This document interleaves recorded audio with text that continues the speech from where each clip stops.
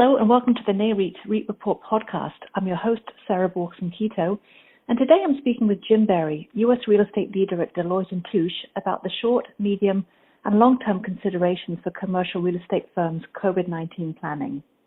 Jim, welcome back to the podcast. Hey, Sarah. Thanks for having me today, and we're looking forward to sharing some insights from Deloitte's research that we utilized in our COVID-19 implications for commercial real estate publication. Great. So to start off with, how prepared was the commercial real estate industry for the current crisis, and how encouraged are you by the industry's response so far? Sarah, that's a great opening question. And tell you what, even before I get started, though, let me just take a pause and thank Nareit for the continued leadership in the industry, both at the Hill and with various standard-setting bodies. So back to your question and how prepared was the CRE industry. You know, one of the things I think that's important to do, and one of the things we did at Deloitte in preparing for our COVID-19 implications for CRE release, we thought it was important to give some historical context because that's the data we have. And so we went back and we did an analysis of historical impacts of major economic events, and we looked at past epidemics, pandemics, economic downturns, so for example, 9/11 and post 9/11. The course, how things worked through the Great Recession. And then we really wanted to layer in as a reminder that where things were just prior to the pandemic and where things stood within real estate. And I think there's interesting points on coming from both of those. One is the resilience of real estate. If you go back over historical trends, real estate comes back. And I think that's important for us to remember at these times. The other is to point out where we stood just prior. So while in fact there were some subsectors that were, having some struggles, overall commercial real estate and the fundamentals were solid. Transactional activity was strong. There continued to be good capital commitment to CRE, and debt service coverage ratios really looked good. And I'll give you a couple of examples and why I wanted to point that out. But just to grind into that a little bit. So, for example, industrial, and this is if you compared 2007, so just prior to the Great Recession, to end of 2019. And so industrial, for example, was at an 8X at the end of 2019 compared to 2.6 in 2007. Office, 5.3 compared to 3.1. Residential, 4.8 compared to 2.3. Even retail was at 3.8 compared to 3.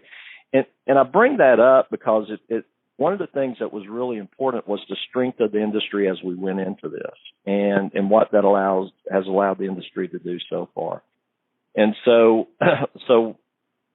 one of the things that's certainly allowed is for real estate companies to utilize the strength of their balance sheets to pull down their lines if needed, to establish solid liquidity for the most part. There's obviously some variance in that, but it's speaking broadly for the most part, which has allowed really the immediate response to be, more measured and allow, if you will, because of the rapid nature of this event, to really allow the industry to provide primary focus on health, safety, and well-being of people and tenants.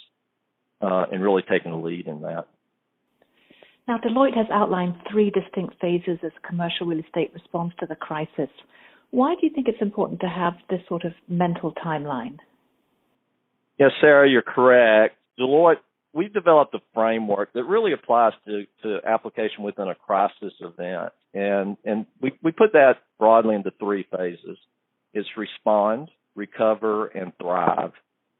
And whenever an event occurs, and we can even think about this personally, if something happens. So the first thing is, how do you respond to that? And that's things you have to do to move quickly, to react, address immediate concerns, to take care on those critical items. But by utilizing a framework, you don't get trapped in just the moment. You have to urgently deal with those things that are immediately facing you.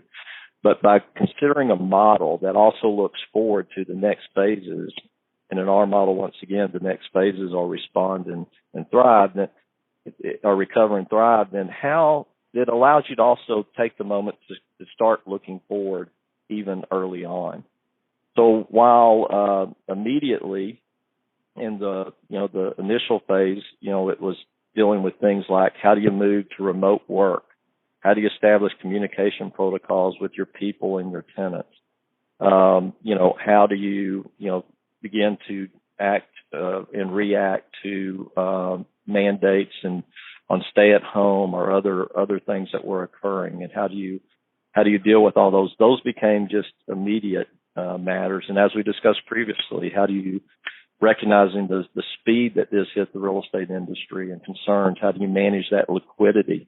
So those were all early on. So those were all in our initial phases of how we looked at it. So now, as we're really looking forward, we believe we're bridging already into the recover phase. There's still respond, but we're already bridging into the recover phase and considering things like preparation for reentry to physical spaces. How do you continue to promote employee and tenant well-being? Give more and careful consideration of what worked well in the early stages of this event and what needs to be improved upon. What have we learned, if you will? Relooking at contingency plans, relooking at technology, and how did that operate? What might have worked well and what didn't work well in the supply chain that needs to be considered and bolstered up. The other characteristic that happens in this phase is the beginnings of considerations of what might happen to business models. And what do we need to start considering as far as implications on longer-term shifts? What in tenant preferences? What might the needs of space needs and design look like? Have we reached a point of density? And so we would expect now that because of social distancing and general health concerns, that really density levels will need to come down. Layering of impacts on the acceleration of the use of technology from e-commerce to remote working, and how will that continue to impact businesses. So it'll be interesting, as we have moved into the recover phase, how quickly we move through that and look to the next phase. So from what you've said, it sounds like commercial real estate has been able to move quite quickly through these different phases.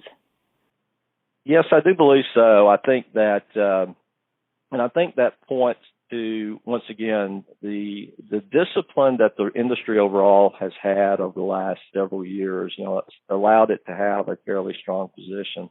There are also other fundamentals that were important. There wasn't massive overbuilding. There, for the most part, once again, there's disruption that was occurring, but it was what I call kind of measured. So the position of the industry was strong, and I think that's one of the things is how quickly then do you accelerate through these phases. And one of the things that is so unique about this COVID-19 event was the speed that it impacted not just really everybody, all people and enterprises and across the globe. This was truly a unique worldwide event, and we're all working through this in many ways simultaneously, and that's also unique. And because we're all working through these things, at simultaneously and at different paces, whether or not it's governments or tenants or end users, supply chain cohorts, or just people, just us as individuals, I think recognition of that is really important. And real estate, is a convergent point. In normal cycles, real estate sometimes has the luxury of a 6-month window, if you will, of a delay factor. That's not the case now. So one of the things I think that real estate really, as it thinks about moving through, is it was great. I think that they've done well. We've done well on the onset, but the question is, how agile will we be going forward?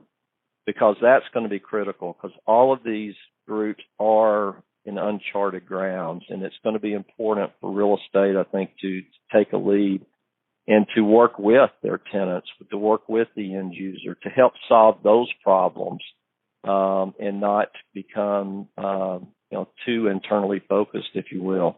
I do believe the other point I might make on that, which I think is an important reflection point to real estate leaders, is if you take a step back and look at some of the things that, as you start thinking about, where we are today, where we might be tomorrow, and then you take an honest look at trends that were already existing. I think one of the things that we should recognize is while COVID-19 hit quickly and the impact's been extraordinary, to a large extent, this became an accelerant to trends that we were already seeing. How will technology and data and interplay in nature of the exchange between real estate, the tenant, and the ultimate end user, the creation of experience, the creation of better analytics? How do you utilize all that together? Things we were already talking about in the past. What I think effectively happened here was not a change in direction. Those things were occurring, but this was a major accelerant. So a step up in what the expectations might well be, and what the demand and value, what gets valued may well, change on an accelerated basis. So I do think real estate companies overall, I think have started well, but the question will be how agile and how rapid we continue to respond. Okay, great, Jim. Thank you so much for your time today. Thank you, Sarah. It's always a pleasure to spend time with you.